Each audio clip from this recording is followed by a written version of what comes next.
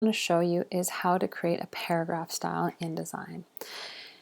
InDesign allows you to do many things very quickly. So if you're creating a multi-page document, say a book or an annual report, even a brochure, where you're using the same font for a header or a subheader or body copy or any bulleted list or photo caption or anything at all, and you're using that typeface in that particular way over and over and over again, you want to create a paragraph style. And now the style is just that, the formatting of that typeface that you can use over and over and over again. I've created some already. If I zoom in, or if I click on any of this text here, I can see I've created one that's months, and I've used Whitney light small cap at 28 point in all caps. I've created some here for the days of the week, and that's a Whitney medium at 9 point, all caps again. I can see that the color is black compared to color here for the titles is Pantone 533 uncoded. I have a different, double click on, those are probably locked. For some reason I have locked some layers. What's happening now? Yeah, I'm just going to unlock these. So I have another paragraph style for the days of the week in black, and I have the dates, and then some of them are ghosted. So you can see there's a ghosted, and those are just using that Pantone color.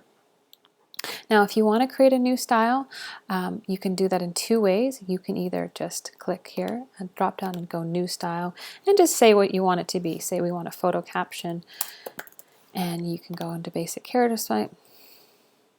And because I have, let's unclick one of the styles we've used, or sorry, New Paragraph Style. I'm going to call this Caption. And in this case, it's actually going to be based on what I used last. But you can change it to anything you like. And if you have the fonts uploaded from my file, you can use the Whitney. So that's one way to do it. You can base it on nothing. You can base it on any of the previous styles. If you base it on nothing, you're going to go back here. Whitney is still selected, but you can choose any of your fonts. You can change the font size, the leading, the tracking. You want it all caps or normal. What have you. You can create indents, you can align to grid. I'm not going to go into any of those things. You can choose the color here. I don't find it easy to just think of a font or a style and just kind of make it up. I like to see it first. So what I'm going to show you, the way I'm going to show you how to do this is make sure that your preview is on. Let's press W. There we go, W. I'm just going to draw a type box, and I'm going to make sure my all caps is off. I'm going to call it, it's going to default Minion Pro. I'm just going to call this Cannon Beach. So I'm just creating kind of photo captions, and 12 point regular. Now I'm going to change it to the font that I want. So I'm going to choose a Whitney font, and I can just type in Whitney as opposed to scrolling through all that long list. I'm going to light italic.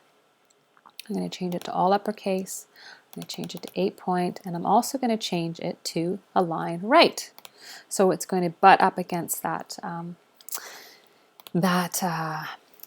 if I zoom in here, butt up against that guide. Zoom out by pressing Control-0. So I'm just going to move it down a little bit by using the arrow keys. I'm going to press W to toggle in between preview and normal. Just move it up a little bit. And if that looks right for you, I'm going to actually triple click on it, and I'm going to track it out a little bit. And I'm actually going to change it to 7 point. And maybe track it out a little bit.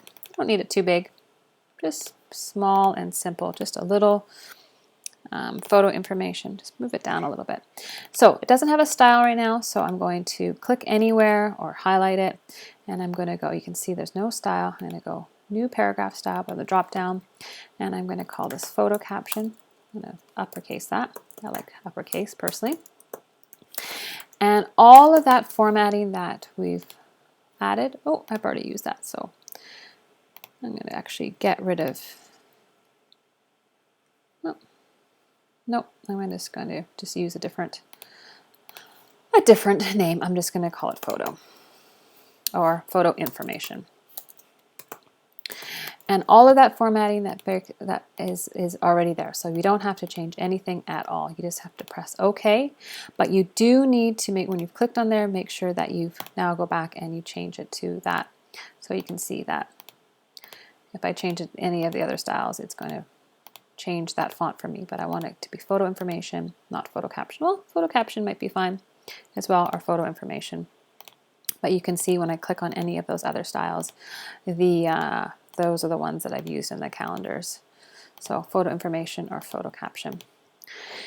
Now you can add the this text box to any of the other image pages. So I can file, copy, and navigate to another page. Remember, edit, paste in place, as opposed to Command Z to undo that. Paste, which will just do it willy-nilly. Yeah, in this case, it is place the text underneath the image. I don't want that, so I'm going to undo that and go paste in place. And I don't know where this is, so I'm just going to make something up. Rock climbing.